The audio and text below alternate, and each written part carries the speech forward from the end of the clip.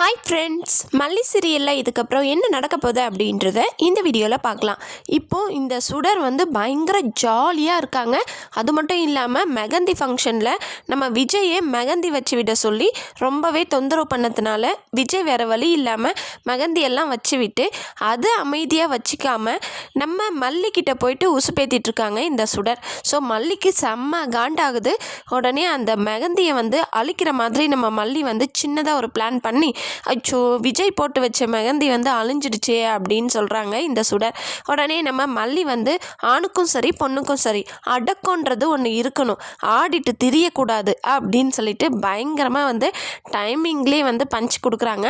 இது எல்லாம் கேட்டுட்டு இந்த சுடருக்கு பயங்கரமாக காண்டாகுது.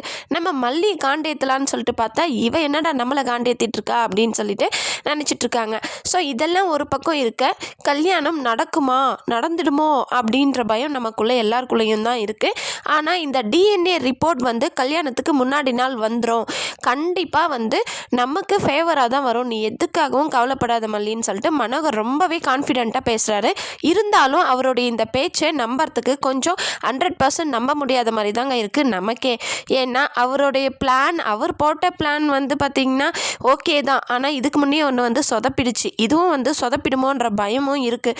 ஏன்னா நமக்கு இந்த மாதிரி ஒரு சீன் காட்டலன்னாலும் ஃப்யூச்சரில் இந்த மாதிரி சீன் காட்டுறதுக்கு வாய்ப்புகள் இருக்குது. அதாவது டிஎன்ஏ இந்த சுடருக்கு பாசிட்டிவாக வர மாதிரியும் சான்சஸ் காமிச்சிட்டு அதுக்கப்புறம் இந்த மாதிரி ராஜி இல்லைன்னா சுடர் இவங்க 2 பேர்த்துலேயே யாராவது ஒருத்தர் சந்தேகப்பட்டு அந்த பிளட்டு டெஸ்ட் பண்ணுற ஆள்கிட்ட போயிட்டு இந்த மாதிரி மிரட்டி விசாரித்து ஆமாம் இது டிஎன்ஏ டெஸ்ட்டுக்காக தான் நான் அது ஒரு வேளை அவர் சொல்லி அதை இந்த சுடருக்கு ஃபேவராக மாற்றி எழுதி தர சொல்லி இந்த ராஜி இல்லைன்னா சுடர் யாராவது ஒருத்தர் பண்ணியிருக்கலாம். இதை இப்போ நமக்கு காட்டல, ஒரு வேளை டிஎன்ஏ பாசிட்டிவ் அப்படின்ட்டு வந்துருந்துச்சு அப்படின்னா இந்த மாதிரி ஃப்ளாஷ்பேக்காக போட்டு காமிக்கலாம்.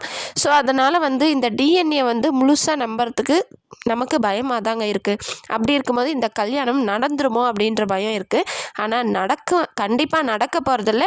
ஏதோ ஒரு வழியில் இந்த கல்யாணம் நிற்க தான் போகுது. இந்த ராஜி மணமேடையிலே அதாவது கல்யாண மண்டபத்திலே மல்லி அசிங்கப்படுத்தி இவ ஒரு மலடி, அதனால தான் என் தம்பி ரேணுகாவை கல்யாணம் பண்ணியிருக்கிறான் அப்படி இப்படின்னு சொல்லி துரத்தி விட்டுருலான்னு இந்த ராஜி பார்க்குறாங்க. ஆனால் இந்த கல்யாண மண்டபத்திலே நம்ம மல்லி மயக்கம் போட்டு விழணும், நம்ம விஜய் மல்லியை தூக்கிட்டு போயிட்டு ஹாஸ்பிட்டலில் கொண்டு போய் சேர்த்துனா தான் தெரிய போகுது இவங்க கர்ப்பமாக இருக்காங்க அப்படின்னு சொல்லிட்டு இந்த மாதிரி ஒரு சீன் இந்த கல்யாணம் நிற்க வாய்ப்பு இருக்குது.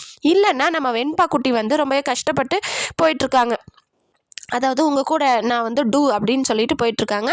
மல்லியும் எல்லாத்தையும் சொல்கிறாங்க, நீங்கள் எப்படியாவது வெளியே கூட்டிகிட்டு போயிட்டு புரிய வைக்க பாருங்க அப்படின்னு சொல்கிறாங்க. ஸோ அடுத்த கட்டமாக நம்ம விஜய் வெண்பா குட்டியை வெளியில் கூட்டிகிட்டு போக போகிறாங்க. கூட்டிகிட்டு போயிட்டு அவரால் முடிஞ்ச அளவுக்கு எல்லாத்தையும் பொறுமையாக புரிய வைக்க பார்ப்பாங்க.